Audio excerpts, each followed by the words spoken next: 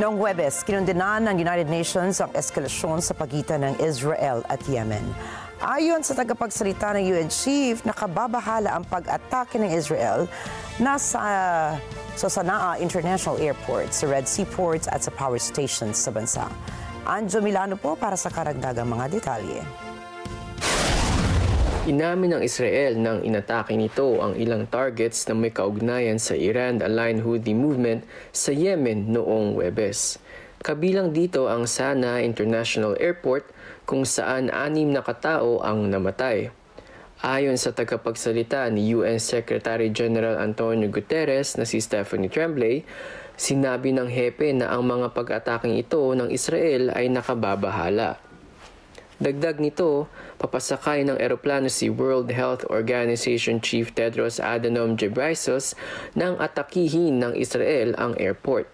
Isang crew member ng eroplano ang nasaktan. Secretary General condemns the escalation between Yemen and Israel.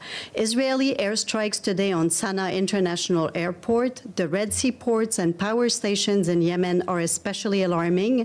The airstrikes reportedly resulted in numerous casualties, including at least 3 people killed and dozens more injured. A United Nations humanitarian air service crew member was also injured when the airport was hit.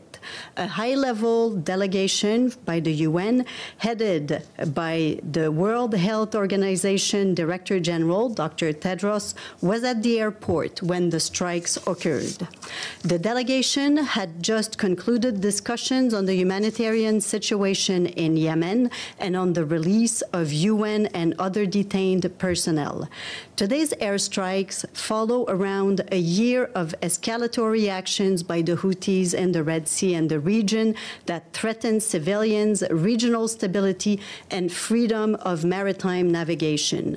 Dagdag pa nito, sinabi ni Guterres na ang pag-ataking tulad nito ay nakapeperwisyo sa humanitarian operations kung saan umaasa ang napakaraming individual.